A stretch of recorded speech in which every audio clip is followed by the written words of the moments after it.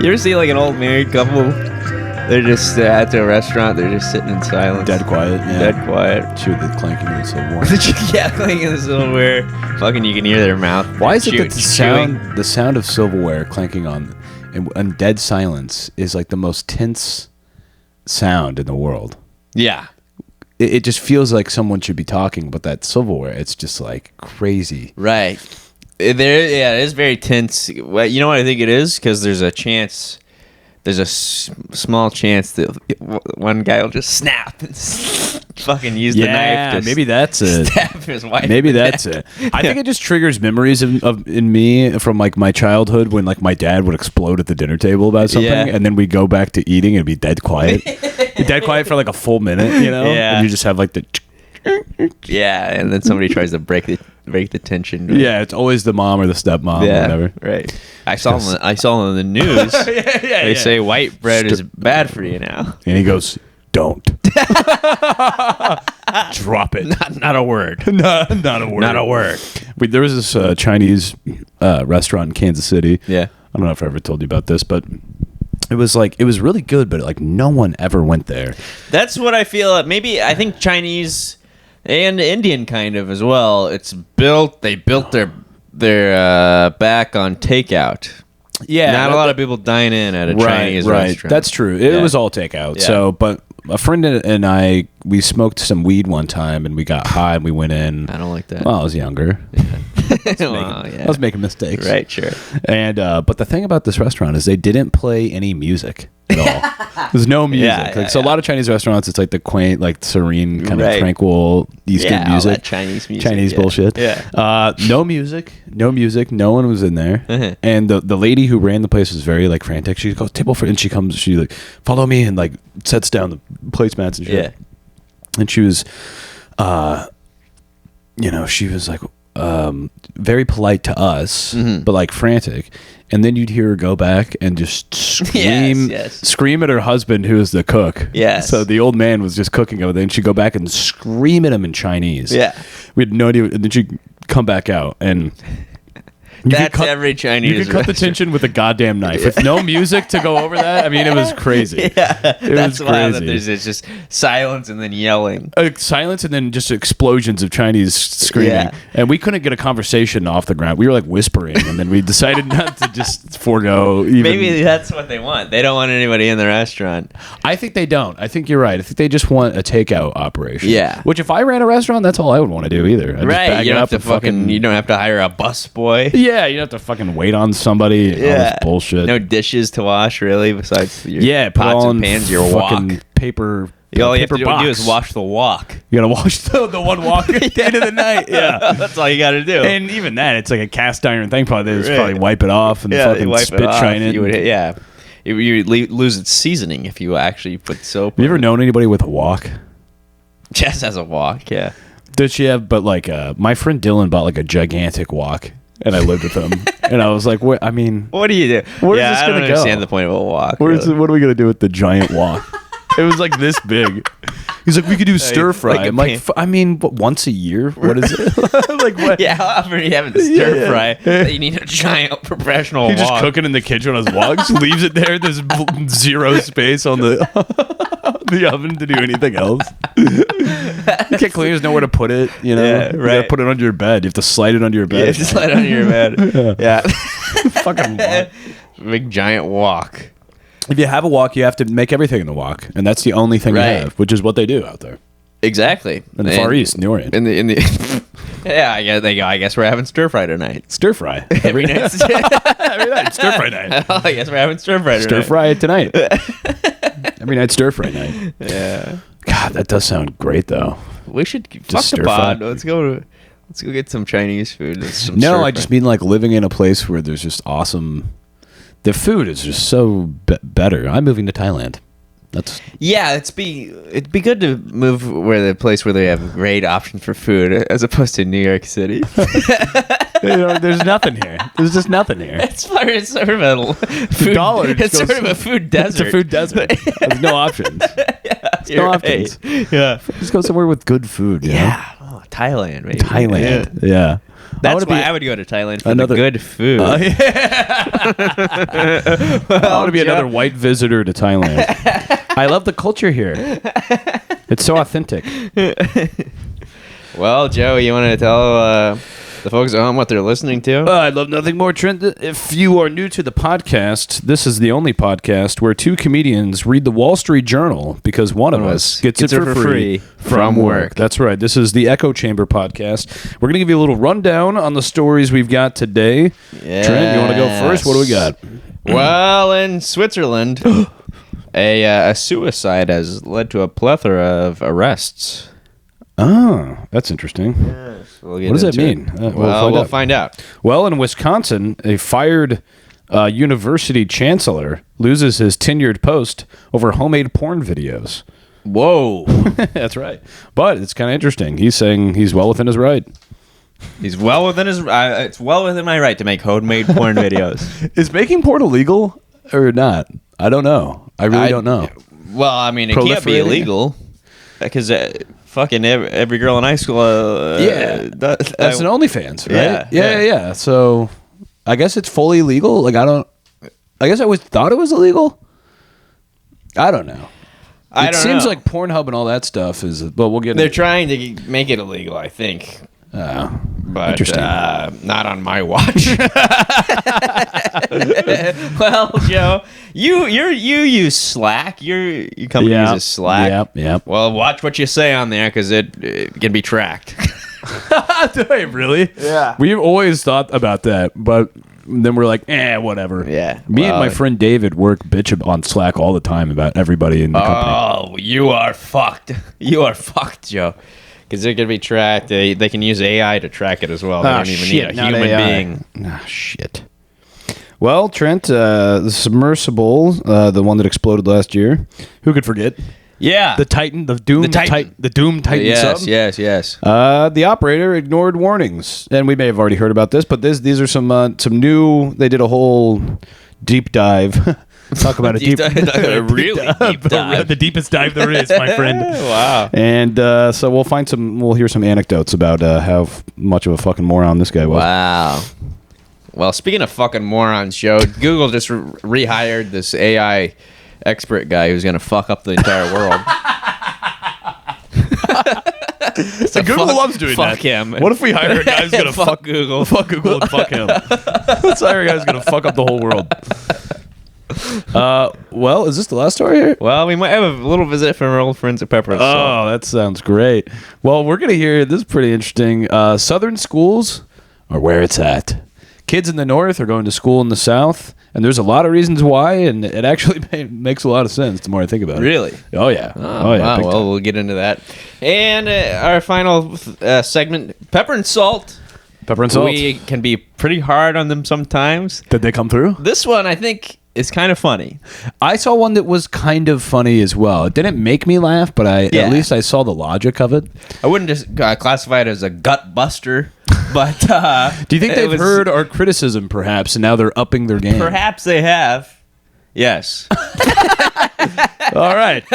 Well, fire us off, Trent. Well, Joe, this is from the Wall Street Journal. Dateline Switzerland. Ah, yes. Famously neutral. Yes, I'm Swiss. Chocolates, neutrality, mountains. Yes. Fairly boring place to visit. People think, if you're not going to go ski, like it looks amazing. It looks and beautiful. The skiing's great, but there's like zero nightlife. Everybody shuts down at 8 p.m. and hits the hay. Really? No loud music. Sounds like the place for me. Yeah, it does. Yeah, I like to turn in early, go to bed to complete silence. This is from the Wall Street Journal. Suspected suicide leads to arrests. Police said Tuesday that several people have been detained and a criminal case opened in connection with the suspected death of a person inside a suicide capsule. What? Suicide capsule? Suicide capsule. What is that? Like a pod you get into? Yes, pretty much. Wow. Think of like the pod and Dragon Ball Z. Which pod? Oh, the pods of Saiyans came in? That or like the what are you talking about? I'm not 9 years old. You gotta, the pod and where Goku gets in and he's reborn. He's the healed. hyper deprivation. Yes. Yeah. It's not really a pod. It's more of a hyper deprivation chamber. Whatever it is, that's what I'm picturing. Now it's probably not like that at all. So is it more like a euthanization type? Like what's a suicide pod? Like, I'll tell you, Joe. It's called the Sarco. It's a capsule. It's never been used before. It appears designed to allow a person reclining inside to push a button that injects nitrogen gas into the sealed chamber, Jesus, causing the person to fall asleep and die by suffocation in a few minutes. At least they fall asleep first. Yeah. I think it's not painful. It just makes you go to sleep. It makes you very sleepy. Forever. Yeah. Forever nap. Forever dirt nap. The big nap. Yes, the big one. So Exit International, an assisted suicide group based in the Netherlands, said it is behind the 3D printed device. It was us. Guys, it was us. Swiss law allows assisted suicide as long as the person takes his or her life with no external assistance. And those who help the person die don't do so for any self-serving motive, according to a government website. That would make sense. A law firm informed prosecutors in Schaffhausen, Canton, that an assisted suicide involving the Sarco had taken place Monday in Murheisen, regional police said. So, this company, they're in hot water. So, what did they have to gain off of they want to sell their pod? I guess so, or they just like to help people with the sweet release of But death. I thought you pressed the button yourself, so how are they doing it for you? Because maybe they charge. It didn't really get into that, but then maybe they charged people to use it or something. Oh, yeah. And they can't do that. Apparently. Right. But what are they going to do with their money? They're killing themselves anyway. They might as well give it to us. Yeah, might as well give it to us. What do you think it costs to kill yourself with those people? What do you think that costs? $750? Yeah, probably. I think you nailed it. $750. That's what I pay. I pay like $750 to know. Yeah. I wouldn't go over, but I wouldn't go over $2,500. No. At that point, I'll probably just go back to work on Monday. Yeah, but I mean, it's kind of cool. It's kind of a cool way to go out inside a big capsule. Yeah, it sounds cool. I'd like to get maybe I'd ask them if they could video it. But then you couldn't watch it back. You can watch it back. But maybe you could have them put it up on YouTube for other people to watch. Yeah, that could be interesting. Yeah, YouTube. Monetize it maybe. Yeah. Well, speaking of putting stuff online and getting in trouble for it, fired Wisconsin chancellor loses tenured post over porn videos. Oh. The University of Wisconsin System Board of Regents fired a tenured professor who appeared in pornographic videos with his wife, of all people. Jeez, you think you know a guy? After earlier removing him as chancellor. Joe Gao, that's his name, lost his teaching position Friday at the University of Wisconsin La Crosse. I guess that's La Crosse is part of the name. In December, What? University of Wisconsin La Crosse. Maybe that's the town that it's in. In December, the university's Systems Board of Regents dismissed Gao as the school's chancellor after the videos he created. What does a chancellor do? Maybe it's like a type of, dean/president role, back office person. This sounds like it should be taking place in the UK. Chancellor. A chancellor, yeah. Not I don't like Wisconsin. That. Yeah, Wisconsin shouldn't have a chancellor. Yeah. Maybe a chancellor of cheese, but nothing else. Right. I don't know. That's not the right word for that. Some fucking dirty pervert. Wisconsinite. Yeah, exactly. Well, fucking his wife and filming fucking his wife. He made videos he created with his wife. They came to light.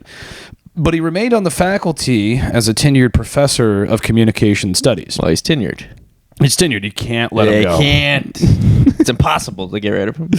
Gao called his dismissal an attack on free speech and academic freedom, and he said he plans to sue the university. Whoa. Quote, "We look forward to defending our rights in a court of law before an impartial judge or jury," Gao said in a statement. Quote, "We seek only to protect our own rights, not only to protect our own rights, but to protect free speech and expression." Speech and expression. I can't speech myself. I'm having Speech problems. Free speech and expression for all Americans. The universities of Wisconsin system didn't respond to request for comment. Now you might be wondering what the videos were, Trent. Yes. What's his username? You and your dirty little mind. Wondering. Well, Gao and his wife posted videos of themselves cooking vegan. That doesn't sound. Right, vegan recipes with adult film industry stars on their YouTube account. Okay. Which is still active. They also told followers to go to loyal fans and OnlyFans for more content. Gao told university officials that he and his wife have been making sexually explicit videos for about 10 years, according to a university report. The couple also wrote 2 books under pen names titled Married with Benefits, Our Real-Life Adult Industry Adventures, and, quote, Monogamy with Benefits, How Porn Enriches Our Relationship. So I think he's making some, like, some YouTube videos with porn stars that are kind of, like, cheeky, and then he's like, if you want to see us all the real thing, go to OnlyFans. Right. But here's the thing: they let him go because they said that Gao's conduct would harm the University of Wisconsin's reputation. And I held the University of Wisconsin in such high regard. Well, I mean, you got all these students walking around. You see Chancellor Gao's fucking latest OnlyFans video. Yeah, I think he's porking his wife. They're passing the phone around, just watching the chancellor at the school. Right. Yeah, absolutely pounding his wife. Yeah, pounding. Oh, he's really getting in there. Yeah. So I agree. I don't think if you're a teacher, I'm sorry, there's some things you can't do. But I guess he says that they can't just like fire him for that, and it's free speech. But I thought if you're hired by a place, they can fire you for whatever, or maybe not. Maybe it's different in every state. In Missouri, you can get fired for anything. They don't even have to tell you why you're fired. Really? Just go, you're done. Yeah. I don't know. Maybe it's hard to enforce. Well, anyway, this guy he's taking him down. He's gonna sue him, and he's gonna get his job back. And I don't think he needs his job back. No. I say double down on content. Right. Start monetizing. We always need more porn. Yeah, honey, I'm sorry, but we have to get monetized. Now that I lost the job, we really need to take the channel to the next level.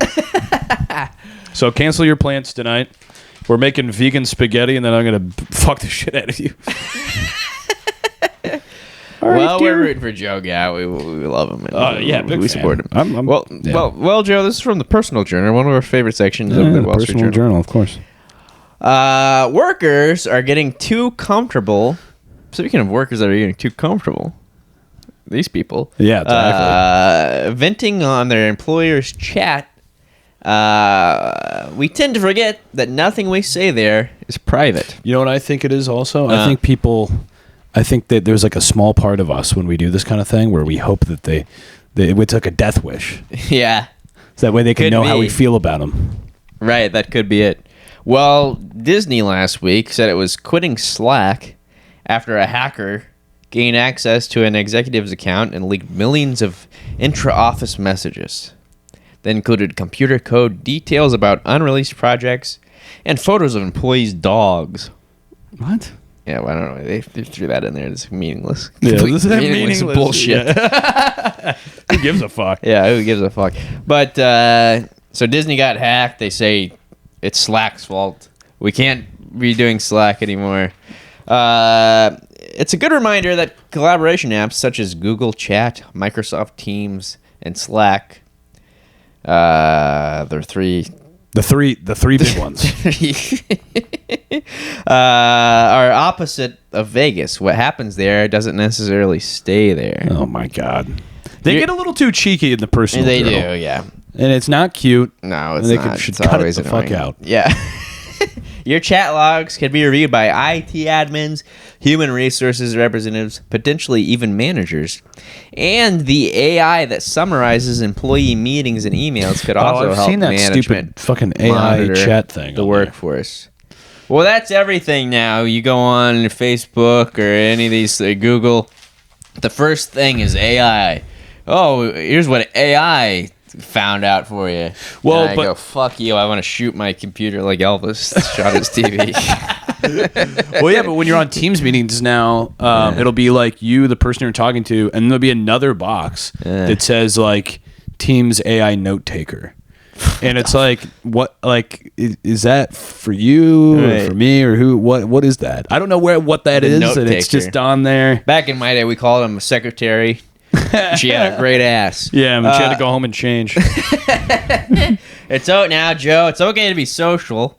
You can share your puppy pics with colleagues on Slack, your impressive gifs and memes. Oh, thank goodness, because I don't know how I get through the day without sharing pictures of my cat with my coworkers. Or your impressive gifs or memes. We have a pet channel on Slack, and how anybody could take the time to take a picture of their dog and upload it onto that is beyond me. Mind-numbing. it's crazy that there's people that, and then people are commenting on it. Right. Adorable. Oh my God. I mean, Jesus Christ. Don't you have a life? Crazy.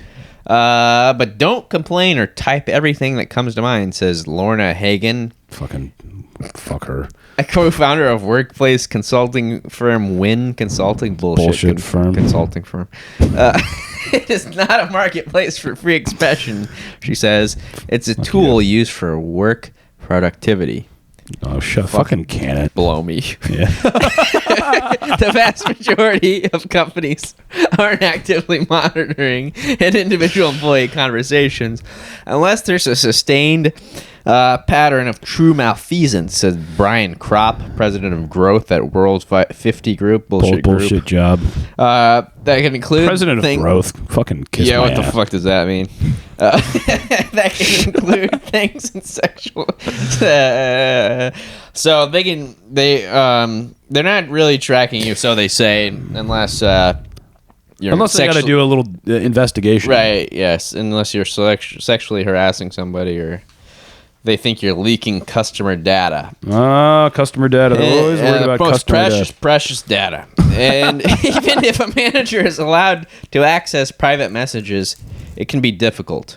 So, difficult things often stop people that want to do bad. That is true. Yeah. Google's Vault stops me every time. Yeah. I go, it's hard? Never mind. Forget it.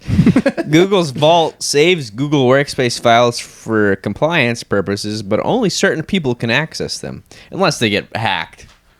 Yeah, which they do every day. Yeah. Every day we all get hacked and fucked. Right. Every day we get a new email. And they go, I'll change all the passwords. Yeah. And all your bank account information is online. So yes. Keep a close eye. Yeah, your social security number. Thank you, Ticketmaster. Thank you for fucking me.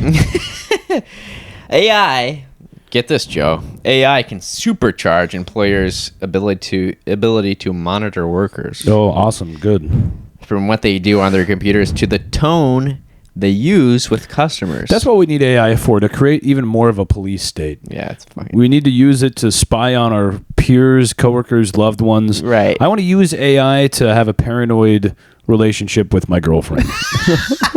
With the tools of AI, right. I could never get to sleep at night. That bitch.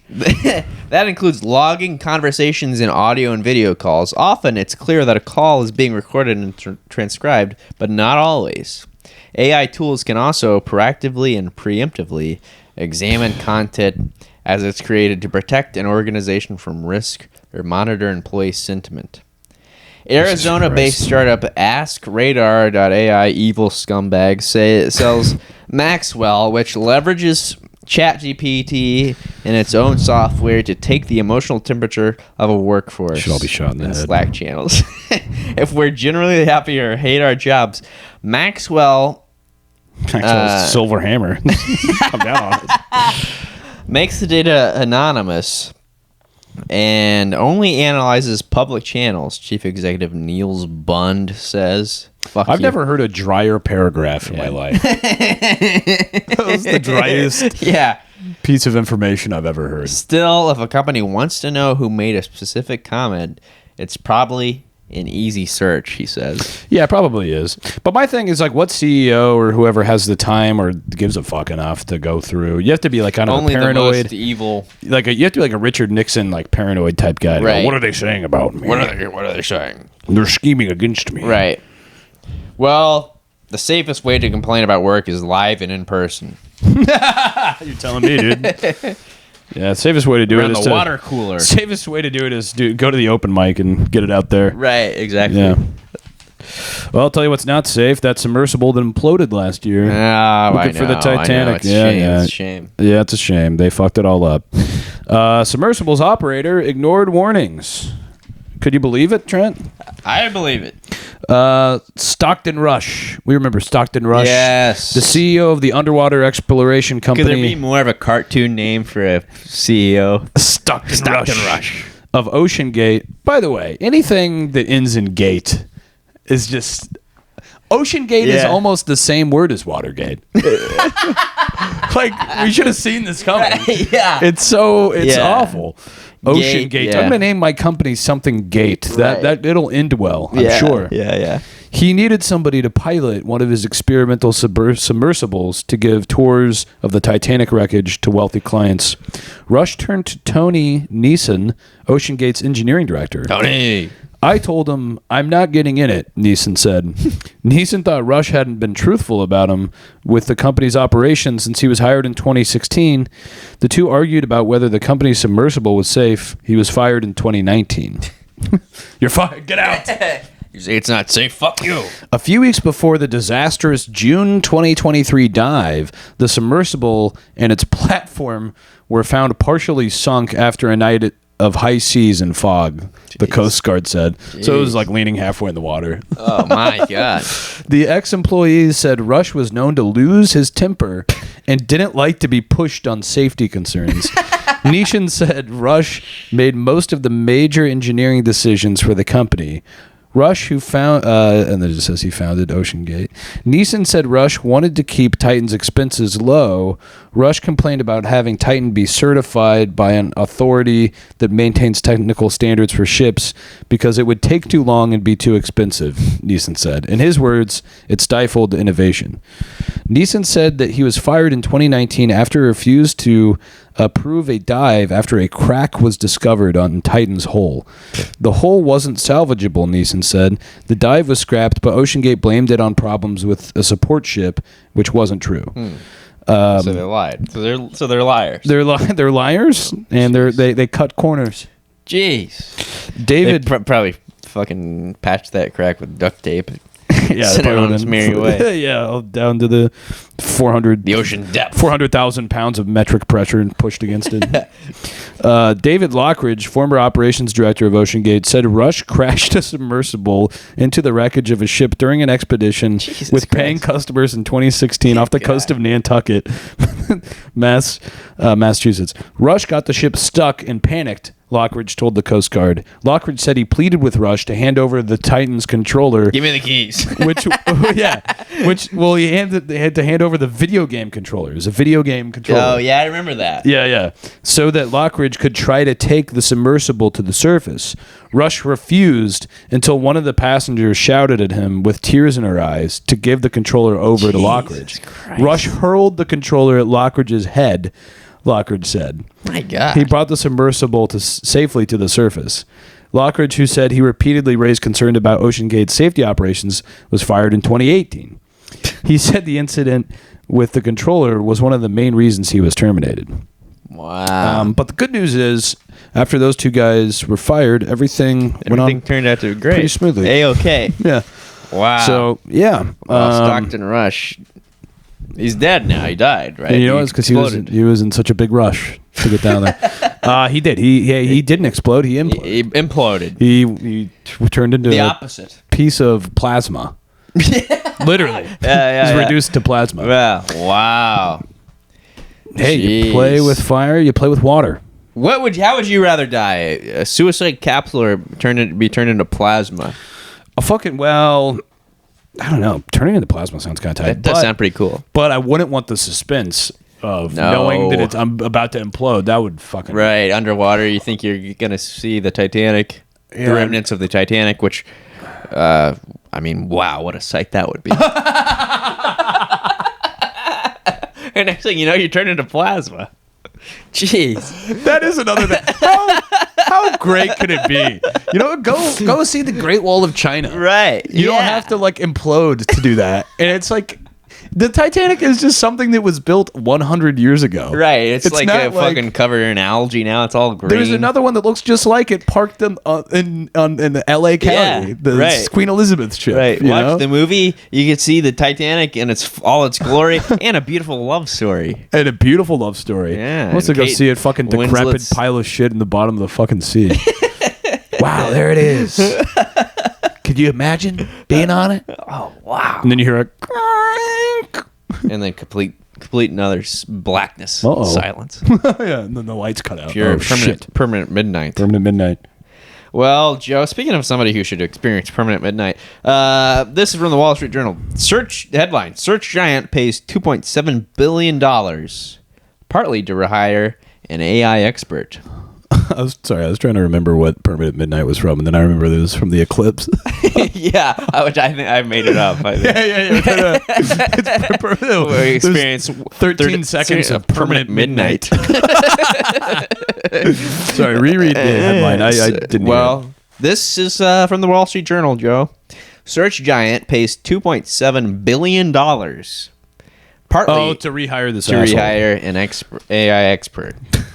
And Christ. At a time, tech companies are paying eye-popping sums to hire the best minds in artificial intelligence. Google's deal to rehire Noam Shazir has left others in the dust. A co-author of a seminal research paper that kicked off the AI boom, Shazir quit Google in 2021 to start his own company after the search giant refused to release a chatbot he developed. When that startup character AI began to flounder, his old employer swooped in. Okay. Google wrote Character a check for around $2.7 billion, according to people with knowledge of the deal. The official reason for the payment was to license Character's technology, but the deal included another component. Shazir agreed to work for Google again. Wow. Within Google, Shazir's return is widely viewed as the primary reason for the company to agree to pay the multi-billion-dollar licensing fee. Wow, so he's the multi-billion-dollar man. Yeah. What does he got that the others don't? He's got a firm grasp complete on and utter disregard for humanity. Future of humanity. Just the man we're looking for. The arrangement has thrust him into the middle of a debate in Silicon Valley about whether tech giants are overspending in the race to develop cutting-edge AI, which some believe will define the future of computing. Quote, Noam is clearly a great person in that space, said Christopher Manning, director of the Stanford Artificial Intelligence Laboratory. Bullshit laboratory. Is he 20 times as good as other people? I don't know. It is a remarkable turn of events after Shazir publicly said the search giant had become too risk-averse in developing AI. Oh my God. This guy should be fucking jailed. Yeah. They should put him in the suicide pod. Scumbag. The 48-year-old engineer is one of 3 people leading Google's efforts to build the next version of its most powerful AI technology, Gemini. That Gemini is going to it's going to take over the world. Yeah. It'll be the first fucking... What they're all racing for is AGI. Do you know what AGI is? No. So AGI is this idea of artificial general intelligence. So right now, all AI things are just like systems that like just take a bunch of information and then like give like the most like logical result based on all that information. Right. But an AGI would like, I don't know, like have like decision making capabilities or something, or like I don't really know what I'm talking about, but they're all in this race to get to the first like next level fucking they're and that retards. thing is gonna they're retards. That's the only way to describe it. Evil retards. Yes, absolutely. Shazir made hundreds of millions of dollars from his stake in Character as part of the deal, according to one of the knowledgeable people. The payout is unusually large for a founder who didn't sell his company or take it public. Shazir joined Google in 2000. The year 2000 is one of its first... The beginning of the future. Beginning of the end. The year 2000.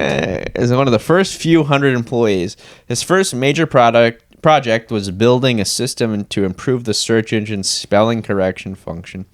Shortly into his tenure, he asked then CEO Eric Schmidt for access to thousands of computer chips. Anything you want, Shazir? Sure. Right over you got here. it, Shazir.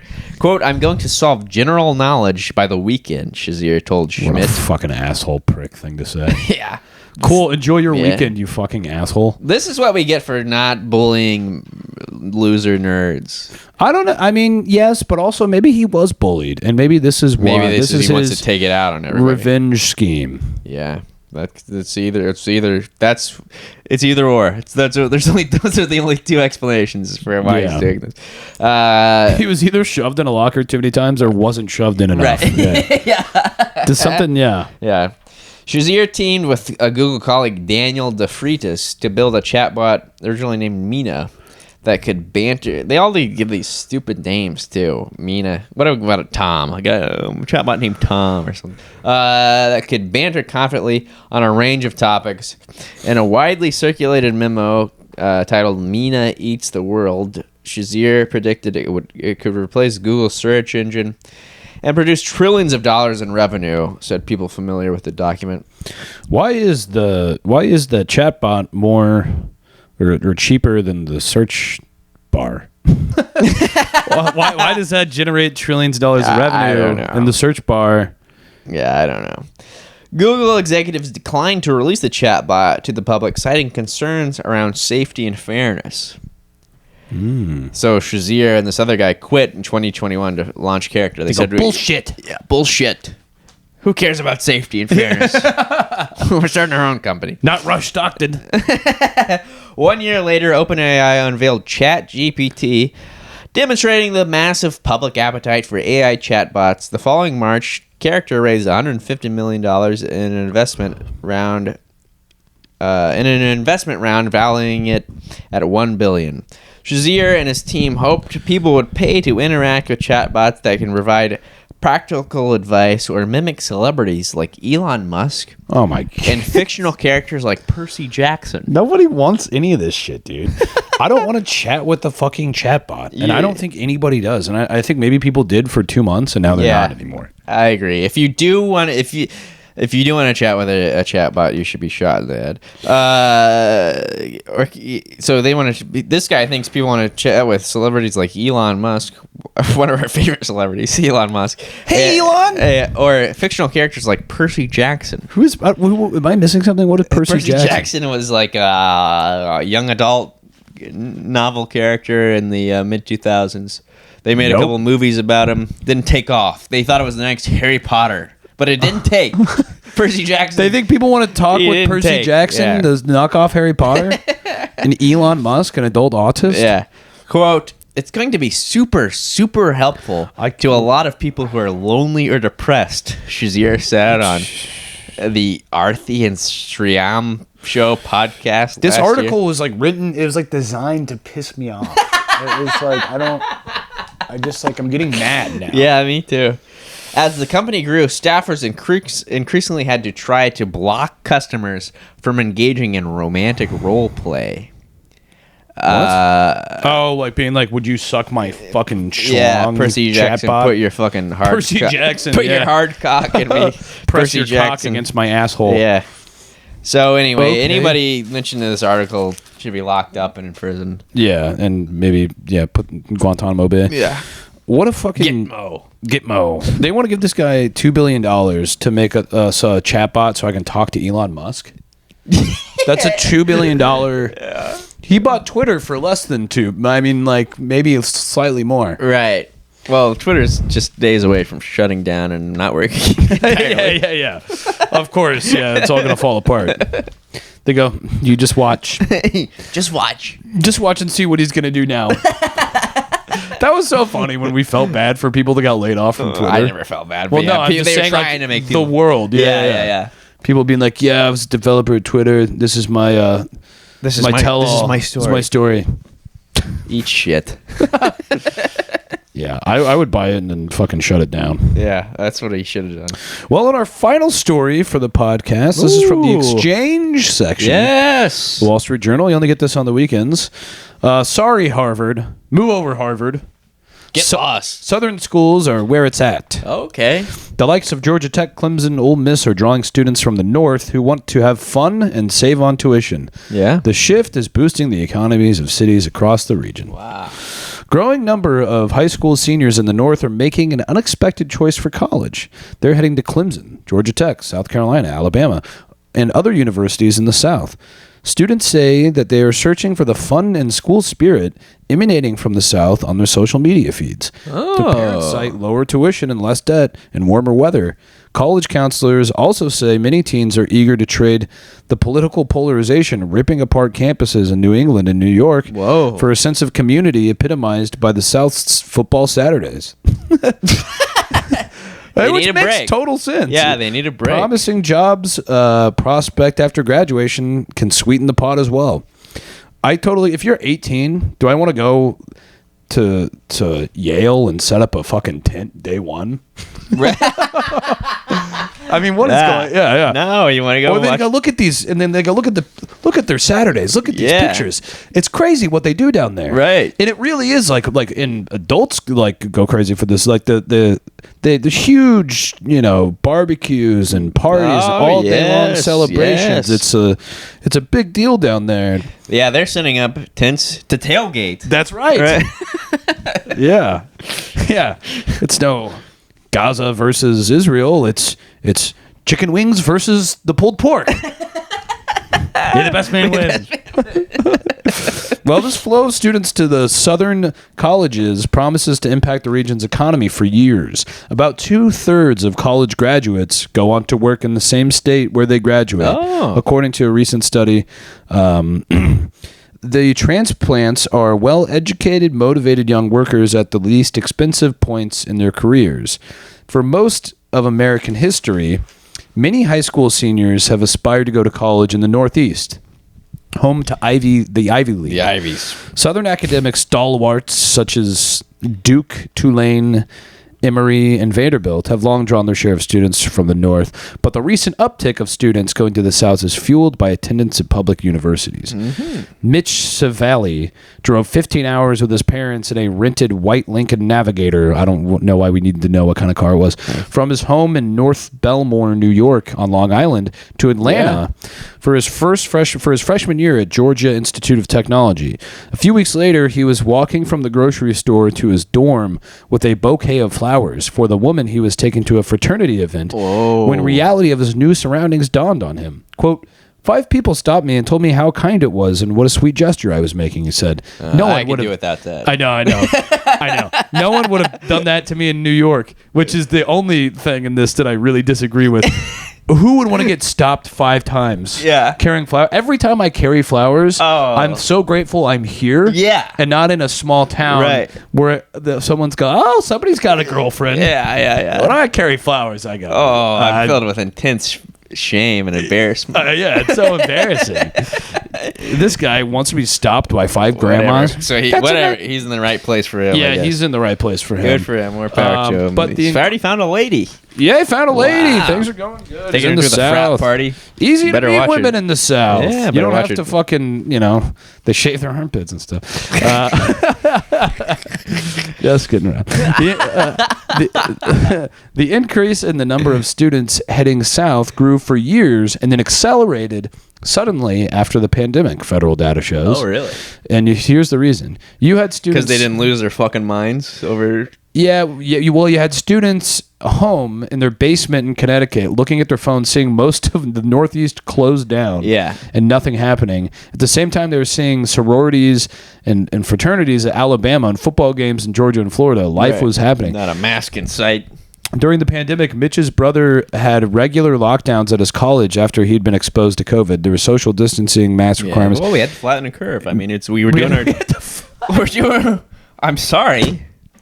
But that's what we had to do to flatten the curve. Honey, we're trying to flatten the curve in this house. So if you want to go out and have fun at the prime of your life, go out and watch a football game, so be it. But we're staying home, we're locking up, and we're flattening the curve. You having a college experience or flattening the curve?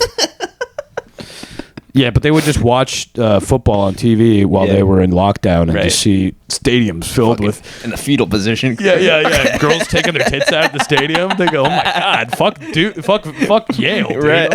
I'm going to the University of North Carolina."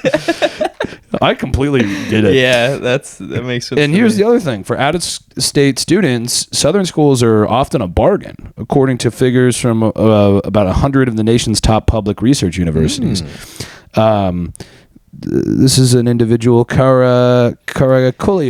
First heard of the University of South Carolina from her cousin who attended medical school there. She knew she wanted to study marketing, and her ambition was to go to Syracuse, which was one of the most respected communications programs in the country. Yeah. She applied to South Carolina as an afterthought, but when she earned admission to the honors program and won a scholarship, she realized it would cost about half as much as Syracuse, and she would be more likely to attend classes in person. Because if she went to Syracuse, you're going to pay all this money to go to Syracuse and do a Zoom class? Right. From your dorm room? Imagine $60,000 a year. That's insane. So sit in a dorm room and Zoom in. Learn fucking nothing. To a fucking professor who's porking his wife at night and putting on his OnlyFans. What am I paying for? I want to go get wrecked at a Saturday football game. Yeah. And join a fraternity and have a real experience. Get out of a fucking dorm room. That's the other main point of this is the football thing. So in addition to Saturday's football bonanzas, there's typically a vibrant Greek fraternity and sorority life on Southern college campuses, and those have exploded recently on TikTok. Searches such as #RushTalk. Every Saturday, thousands of students attend tailgate parties and football games across the South. Bama Rush, a Max hit television show, chronicles sorority rush at the University of Alabama. So between TikTok and that show on Max, a bunch of young people would much rather fucking do that than go hunker down for a Zoom meeting and a protest. Right. Yeah. You know what I mean? And if you're 18, how can you blame somebody? Right. Yeah. Some students are saying the only thing as opposed to covering their mouth, all they have to do is cover their drink. Yeah, that's true. Because boy, the likelihood of rape really goes through the roof down there. That is true. Yeah, well, watch your drink, ladies, when you go down to Alabama. In northern schools, by contrast, television news showed campuses beset by protests last year. This juxtaposition is one reason the flow of Northeasterners heading to the South could continue in the coming years. Yeah. Some students are saying, I don't want to be in a super political environment, and they are opting into an atmosphere. Well, you shouldn't have to be if you're just 18 to 22 and you're trying to go to college. Right. You can if you want to. I think that's a lot of people become more politically minded at that time. But I don't think there's anything wrong with just wanting to go lose your virginity and fucking get hammered in a sorority or whatever the fuck. Yeah.